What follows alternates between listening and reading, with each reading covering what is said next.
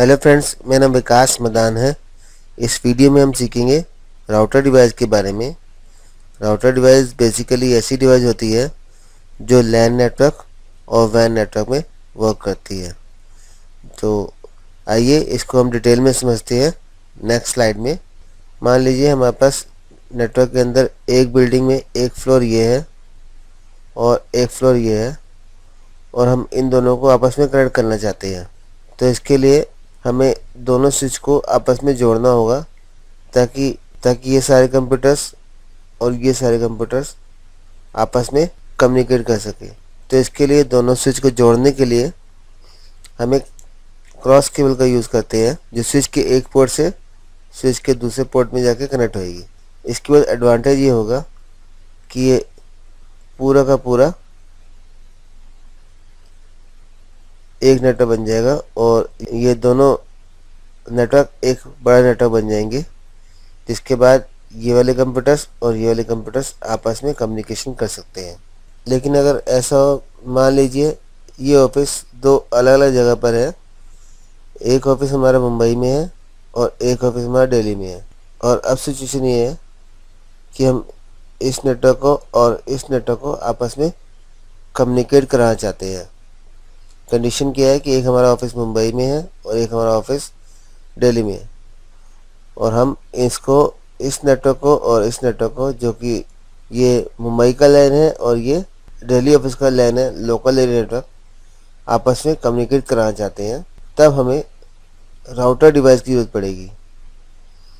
Router device सिर्फ अकेले ही काफ़ी नहीं है, इसके लिए हमें वैन कनेक्शन परचेज करना पड़ेगा, जो कि हमें ISP से मिलता है। ISP मतलब इंटरनेट सर्विस प्रोवाइडर।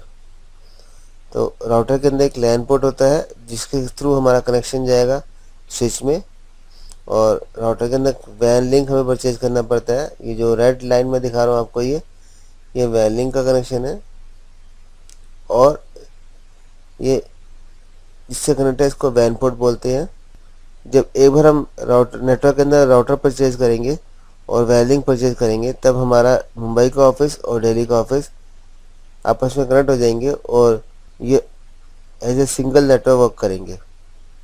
इसका एडवांटेज ये होगा कि ये कंप्यूटर्स और ये कंप्यूटर्स आपस में डाटा ट्रांसफ़र कर सकते हैं।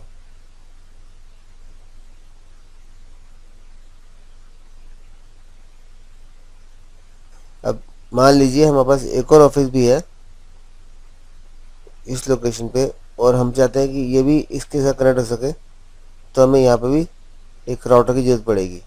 तो राउटर का मेन एडवांटेज ये है कि जब भी हमें दो ब्रांचेस को जो रिमोट लोकेशन पर है, मान लीजिए मुंबई और दिल्ली हो, या फिर दिल्ली और नोएडा हो, या फिर इंडिया से बाहर हो, तो हमें राउटर की ज़रूरत पड़ती है। राउटर ही एक अकेली ऐसी डिवाइस है जो वैन नेटवर्क यानी वाइड एरिया नेटवर्क और लैन को ज्वाइन कराती है। आइए राउटर को हम नेक्स्ट स्लाइड में और डिटेल में पढ़ते हैं। राउटर एक ऐसी डिवाइस है जो थर्ड लेयर में यानी नेटवर्क लेयर में वर्क करती है OSI मॉडल की।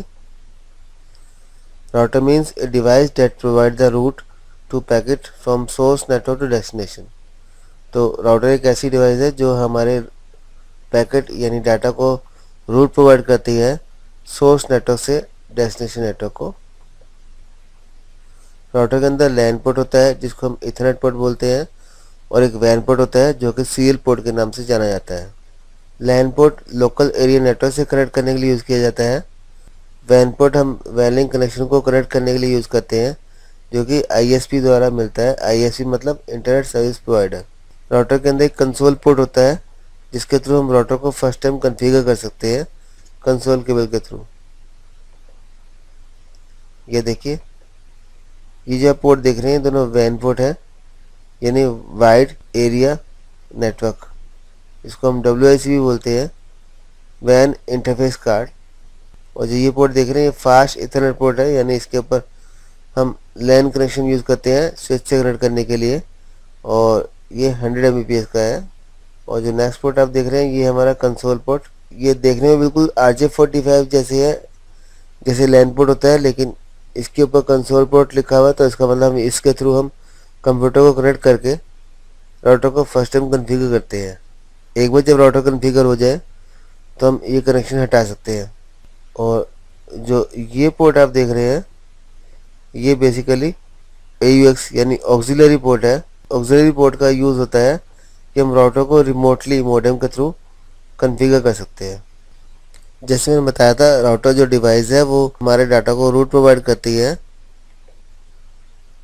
और रूट प्रोवाइड करने के लिए हमें राउटिंग प्रोटोकॉल की हेल्प की ज़रूरत पड़ती है। राउटिंग प्रोटोकॉल है जैसे OSPF, EIGRP, RIP।